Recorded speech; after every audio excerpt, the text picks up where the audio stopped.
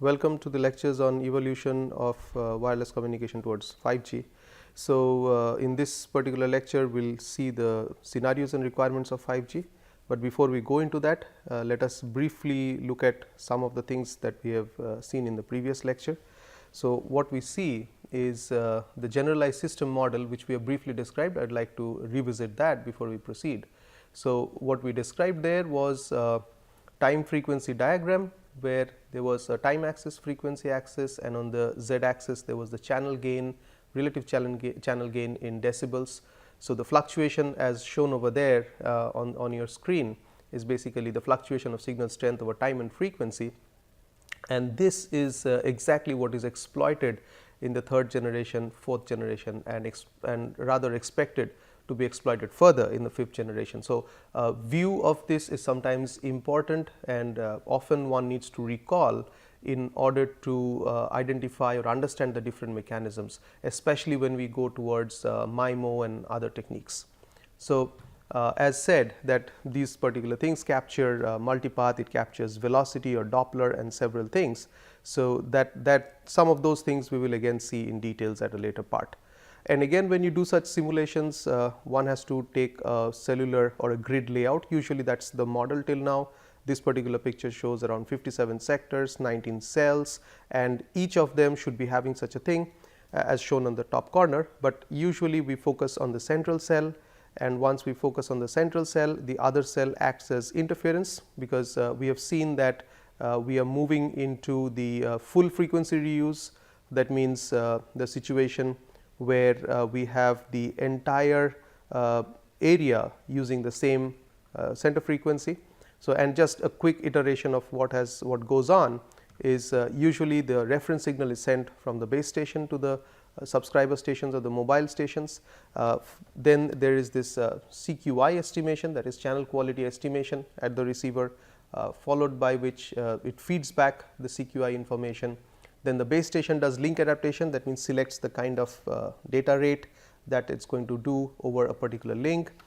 It also does like scheduling, that means dividing the time amongst the different users, so that the link, the entire area spectral efficiency can be maximized. So, you can inherently see that we are using the terms of definition that we have given before in terms of performance metrics of the system.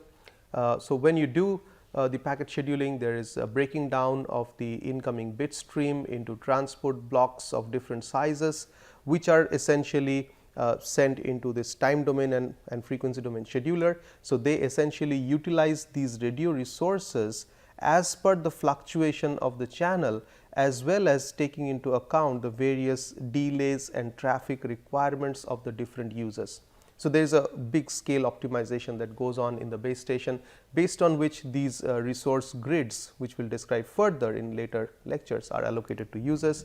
And this allocation is dependent on the QoS of the users, as said, because there is delay and data rate requirement, and along with it we have also said that there are several MIMO schemes which goes on. So, again the base station has to identify the kind of MIMO it has to give to different users, and accordingly a signaling of the different MIMO schemes have to come in. So, there is a whole lot of processing that goes on in order to ensure that the communication link is pretty reliable. And so, I mean there is additional HARQ, that is the hybrid automatic repeat request. Followed by all of these, there are call admission, and there are several processes which goes on. So, essentially what you see is that to get a reliable link, there has to be several such processes that already runs in the system, and essentially providing some of the new requirements of 5G, where we will see one of which is to reduce the delay, is not a straightforward enhancement of things as it seems to be. So, after discussing all of these, we went on further, and we will continue on this, where we look into the requirements and scenarios. So, we had seen the definitions of some of the terms which are pretty common. We have also talked about the documents which mention about the requirements of 5G and how the evaluation has to be done. So, again as we have discussed the previous standards, we will also start looking into these with respect to the ITU documents. So, especially as we have mentioned, the IMT 2020 is referred to in the particular document 2083, which describes the requirements and the capabilities, and what it says is that should be far more enhanced capabilities than those described in recommendation M1645.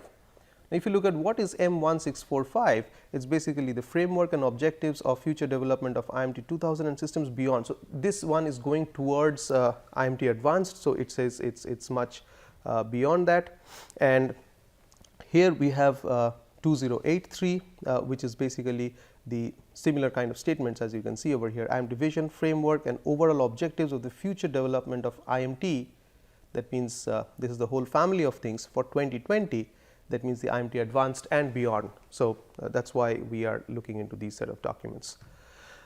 These things we have already discussed, that IMT 2020 is essentially 5G. So, we are going to use the term synonymously. We have seen some of the acronyms or the abbreviations, and we have also seen some of the basic statements that have been put forward, like it is expected to be more traffic volume and diverse devices, variety of quality of experience and better affordability. So, let us take a deeper look, because until and unless we understand the details of it, it is difficult to predict or think of or understand the solutions that have been proposed.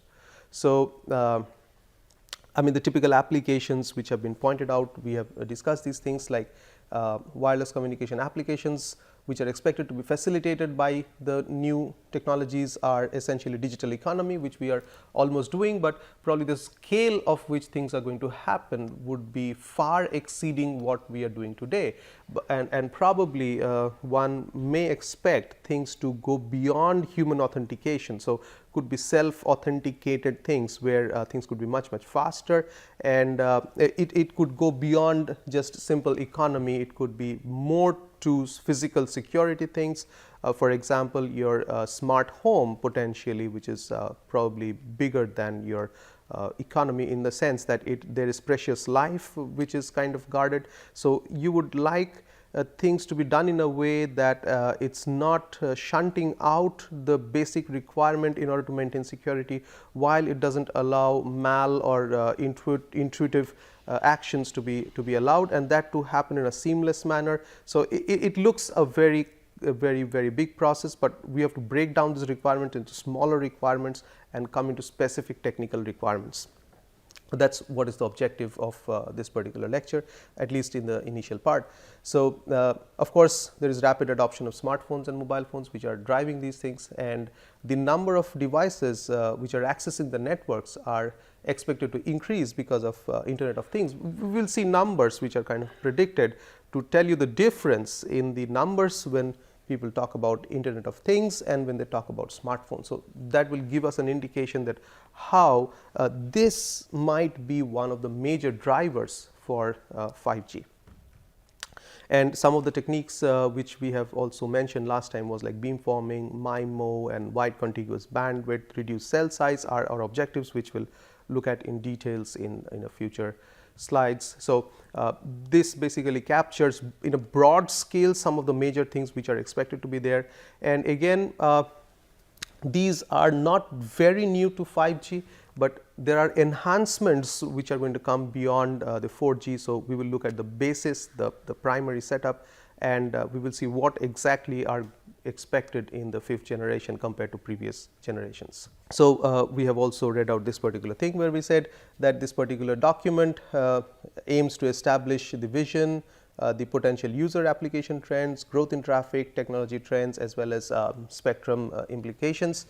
It also expected to provide guidelines on the framework and capabilities for 2020 and beyond. So, this is kind of naturally the document should provide us as per the title of the document, and we are supposed to get into the details of it. And the future IMT systems should support emerging new cases. So, these are slowly we are getting into a slightly refined description of the requirements. So, one thing we can see is that very high data rate communications is still there. I mean, at some point we said that high data rate, I mean as you go from 2G to 3G to 4G to 5G, data rate is kind of growing. That's pretty natural because of certain things which we said in the past, that the number of connected devices, IoT and all kinds of things are simply growing. So, I mean the effective bandwidth and also the kind of the traffic, that means let us say today we are more interested in video and other such multimedia traffic, because more is given and people are getting more used to them and there is more demand, more number of users, hence a high data requirement is a natural consequence. But we also said that this is not just the only one. There will be a large number of connected devices and we will see certain more descriptions where you will see the massiveness of this. Ultra low latency, again for real time, you can talk about cyber physical system implementations. So, ultra low latency applications are very necessary, for example control applications, and high reliability applications are also essential. I mean if you are talking of medical operations being done through such network connectivity from a remote location, then of course high reliability is absolutely essential, as well as if you are doing certain mechanical large scale experiments or some work, industrial work. For all those things, I mean both these things almost go hand in hand, and they are extreme requirements which are not so easy to bring out. So, I mean the users are expected to be connected instantaneously, this also we have discussed, and the flash behavior, that means they do not want to wait, and I mean this low latency high reliability, as we just said, these are the typical working situations which require such kind of protocol requirements. So, basically the communication system must provide these things, and we would encounter activation of such use cases or protocols under these situations. So, furthermore, what we see is that in the present day communication systems, mostly it is designed with human user in mind. I mean that's I do not need to explain it further, because either it is the entertainment or there is a control. So, most of the time there is an end user who is having a control on the knobs and play button, or let us say I mean fetching a new source of information or doing a search, or maybe making the or pressing the submit button towards payment, or kind of doing a maneuvering of the control through some joystick or even from the smartphone. So, mostly it is the user, and when it is the user is the human being, there is more or less a limit in terms of response time because of the typical latency of human beings. But what is expected is that the next generation thinks there would be a lot of non-human communication, I mean beyond human probably you can say, or subhuman up to you, but I mean the requirements are probably different than what human interface are required to be there. So, there is a design is to consider machine to machine communication with real time constraints. So, this is very important, and if we take a look at driverless cars, so I mean it is pure machines talking to machines and machines controlling machines. So, human interface is almost not there. I mean you can argue with this that no, there would be some human around to take care of emergencies and other things, true, but most of the immediate controls are through I mean machine to machine, and beyond this if we look at drones and UAVs, the pilot would be at a far remote location, whereas this fleet of drones or this fleet of UAVs are supposed to interact with each other, and they are supposed to sense the environment and make a decision and execute the decision on a local level. So, there will be a lot of things that will be going on at the machine level with the intelligence which is not human, which is kind of beyond human intelligence and control. So, there things have to be done in the corresponding perspective. And furthermore, it is also said that it would be like enhanced cloud services are also expected to be facilitated by virtue of this, because probably a lot of cloud services can be accessed and they can be becoming more beneficial or more usable in these conditions. And of course, there is a list of operating scenarios, and I think some of the important ones are traffic control, optimization, I mean real flow of real traffic, let us say cars and all other stuff. And emergency and disaster response, I think this is very critical. E-health is also I think one of the most critical applications. efficient industrial communications are also very important, because if let us say, you cannot afford to have a failure in the systems, because industrial application, big levers moving and a lot of big machineries moving around. So, you cannot happen to give a wrong command, because you might have the system might have chosen the right command, but as it goes through the link, if one of the bits flip, the command becomes a different execution already. So, instead of probably transferring a huge sort of material from one point to another, the whole bucket might be emptied over there immediately. So, it is very important to have very reliable links in that cases, and of course, we have discussed UAV situations. Yeah, high user density is also another very critical thing, which we will see further, like shopping malls, stadiums, open air festivals, and there will be a lot of other users who will be using them in traffic jams probably, or in public transport. So, these are a lot of scenarios which are expected. So, we will see a little bit more graphic descriptions of these where we will appreciate them. And of course, during mobility, we would like to have higher quality while you are located inside a moving platform, let us say a car or a train, and as it's natural that the mobility speeds are kind of increasing, and we will see that the mobility definitions have changed from IMT Advanced to IMT 2020. So, enhanced multimedia services further, so not only mobility, but along with that there are enhancement in the multimedia services, for example, like ultra high definition displays, multi-view high definition displays, mobile 3D projections, augmented reality. So, what we are seeing is that there is a much more enrichment of the media and content that are getting generated and hence being also consumed by the user. So, this particular content, which was not so rich earlier, is now packing much more amount of data into it. Further, the user conditions under which they are accessing such information is also changing from static indoor to high mobile. So, we have lot of challenge to be addressed, and we will see probably a better description of this, and if we understand the details of it, then only we can come up with solutions which are appropriate in meeting such things. So, clearly, if you think of this in a very short note, there is a huge amount of information that is generated, and there is a lot more users moving in a lot more random environment. So, to meet to provide huge amount of information to a large number of highly mobile users is a big challenge which is being seen. Of course, Internet of Things we have already said. So, the number of connected things are going to exceed the human user devices, which we will see in numbers, and further the things that we are talking about can be smartphones, sensors, actuators, cameras and vehicles. So, what it means is that there is a whole variety of different things which get connected. It is not only one type of thing, and hence the energy requirement and energy consumption will be different for the different kind of devices. The transmission power, the latency requirement, because depending upon the applications, for example, if it is a camera, if it will be just one way communication, if there are like sensors and actuators, there will be like two-way communications. In vehicles, of course, it is two-way communications. So, the different kinds of things are going to come up, different latency requirements. Cost and other indices for suitable operations are also going to be different. So, all we are seeing is that one size fits all kind of a solution is not so easy to come up with.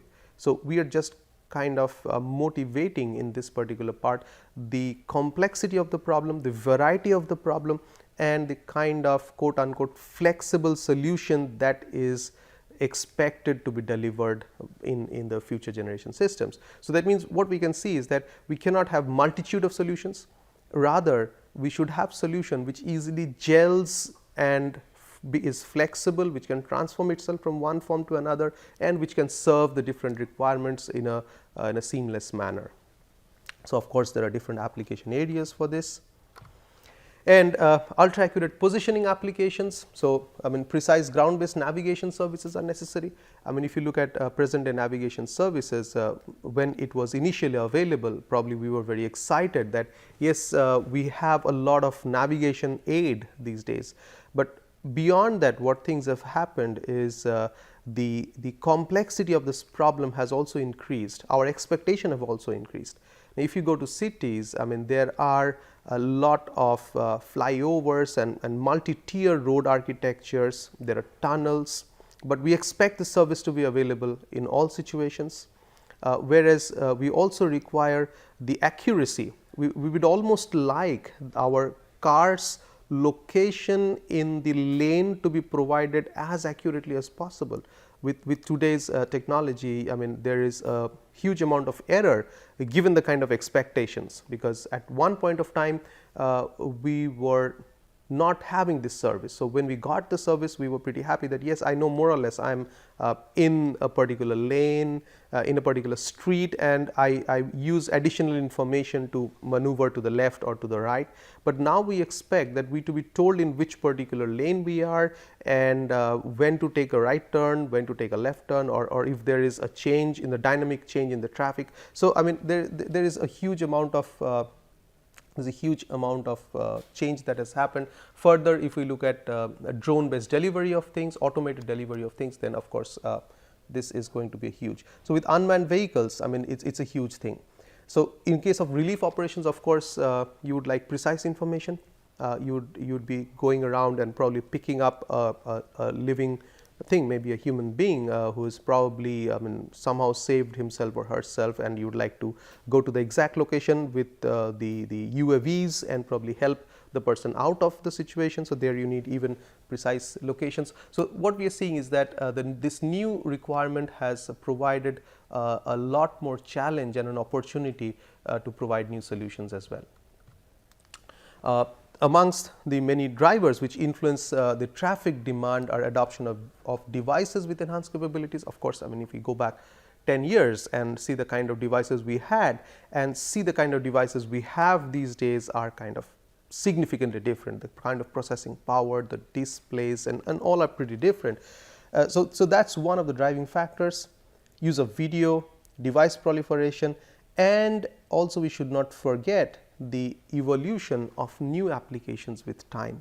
So, we should always anticipate that something new is going to come up, and it is good if if your solution can support certain new changes without much change in the architecture. So, this is another very challenging area, because you do not know what is going to come, but you would expect to be solving it in some manner at least. And this particular document 2370 tells us that it anticipates that IMT traffic will grow 10 to 100 times from 2020 to 2030.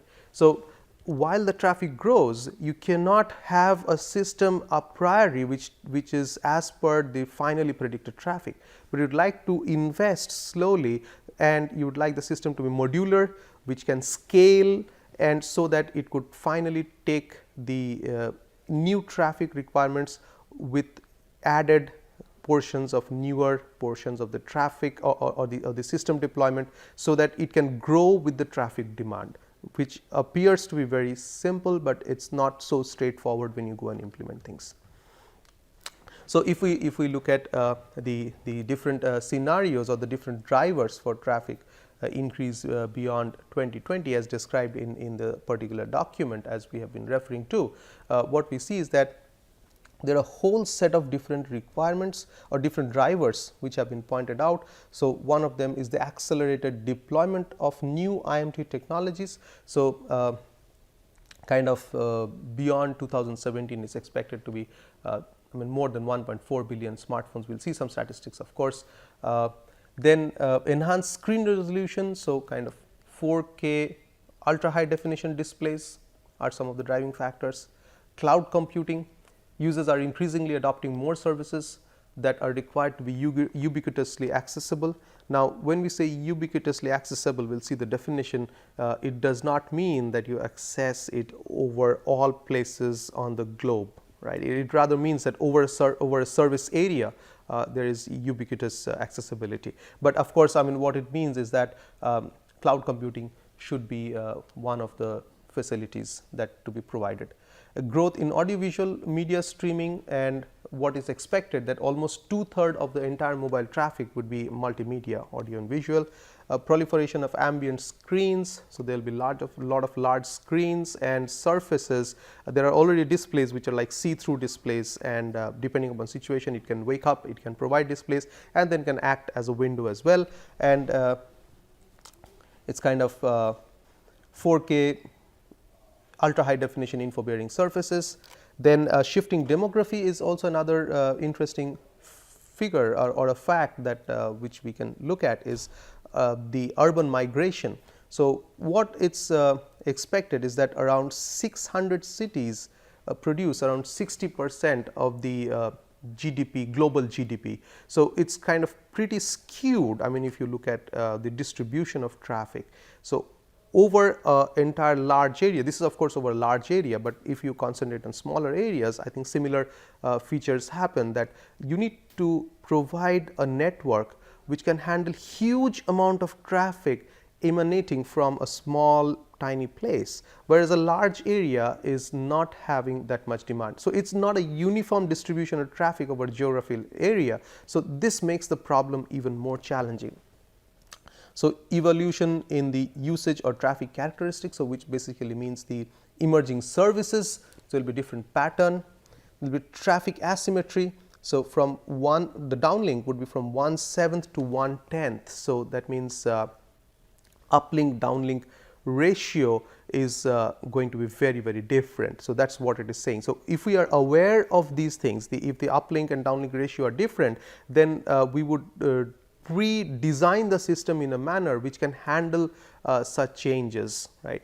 And like subscriber behavior or the place or the replacement of fixed broadband with mobile broadband. So, basically what we are seeing is that it is kind of expected in many regions of the world that you provide an alternative to the wired broadband through such wireless services.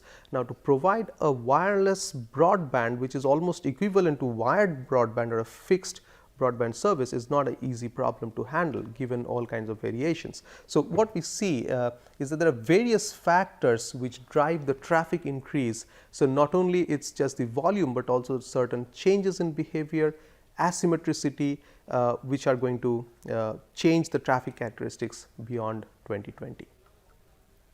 So, it is also predicted that the annual global downloading of applications or apps is kind of 270 billion in 2017. And interesting facts are that the most applications are not used more than once after being downloaded. So, probably if we can ask ourselves, we will probably find that in our mobile phones we have downloaded many applications, or some of them are preloaded. So, that is okay, so that is better off. But if you are not using that application, and if there is a huge number of such things happening, then there is usage of bandwidth. Now, you might question the usage pattern, but it is probably important also to accept the fact that it is a behavioral trait or it is happening, and if you would deny that service, probably it becomes a big question mark whether it is kind of the right approach, or it is kind of helping anyone, because we are not sure about what is going to happen with the app once downloaded. So, additionally the amount of regular updates and upgrades. I mean, if you look at the number of apps that are in your phone, and you would also be aware that there is regular upgradation of the apps, like every week. Months is probably pretty good, but sometimes every day is that it waits for an update, because without update it does not work any further.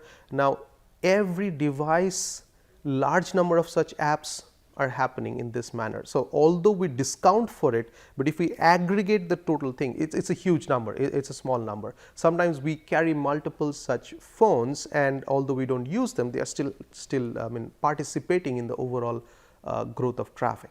So, these are some facts, some factors which, if we are aware, we can probably design to provide service to such requirements in a manner which is going to help manage the entire thing in a nice manner. For a very simple thing is that if it's not a very critical app, we can probably delay the download of information or the upgradation of the app to a time when the traffic demand is low overall. We can distribute it for different users at different times, and many other optimizations can be done, of course with the consent of the user. Yeah, so I mean one more factor that's coming into play is that the technologies will increase the bit rates, that's what is expected, and the quality of experience, of course. So that's one additional factor which is going to come in.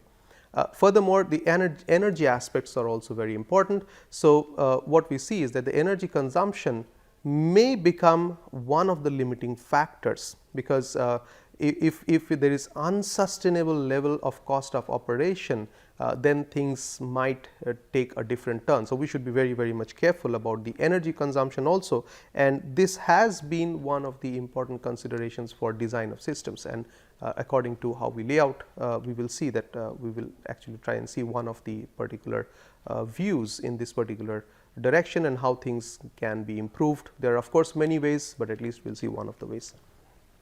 So energy consumption of wireless networks in 2011 was 17 kilowatt hour per year per user. So I mean, if you add up all the users, it was almost 100 terawatt hours per users. So which is a big number, which has already happened in 2011. Now, if you go to 2020 and down to 2030, when traffic is expected to grow 10 to 100 times of the previous generation of systems, then you can easily imagine the amount of energy consumption that's going to happen. So I mean, this is a very important factor. So what it essentially tells us is that most of the designs and solutions should consider the energy that is used overall in the system, so that we can come up with a better design, and our system is already pre-designed to reduce energy, or energy comes as a constraint in the optimization problem which you are usually solving, so that it is already taken into account at the design time and not at a later stage as a post correction. In this particular figure, there is a kind of prediction of the global mobile subscription from 2020 to 2030. So what we see is that it's expected around 10 billion mobile subscriptions in the year 2020, and it was around 6.7 billion in 2013, and it's expected to grow to 17 billion in 2030. So I mean, that's the kind of numbers in terms of mobile subscription that are expected over the next 10 years of the 5th generation of communication system that we are trying to see. And in this particular picture, we are kind of seeing again this particular image is from M2370, which is an ITR document. On the x axis, it's the years from 2020 to 2030, and on the y axis it's the number of different categories of devices. So what we see in one particular column is that it's around 10 point something, nearly around 11. So it's basically the number what we have here, 10.7 billion devices. That is broken down into different types of devices. So there is a feature phone which is kind of 30% roughly speaking, and around 13% of tablets or other smart devices, and smartphones are around a big 63% or 60% plus kind of. So that's the change that has happened over years, where actually earlier this was the major portion of devices, and this was only a smaller portion of devices. And it's expected by 2025 the feature phones would almost vanish in comparison to the entire network. Now, if you have a very tiny fraction of such devices, then what comes into play is that the traffic demand by these devices are significantly different compared to the traffic demand by these devices, right. So Another hidden information which is kind of coming out from this picture is probably the traffic that is generated by feature phones are going to vanish, and it will be generated, it will be dominated mainly by smartphones and tablets from this year onwards, from around 2026, and thereafter you are going to have devices which are much more multimedia capable and capable of and having multiple sensors. So, it will be every user will be generating a huge complicated set of traffic which we need to address. So, we stop this particular lecture here and we will continue on this further in the upcoming lectures. Thank you.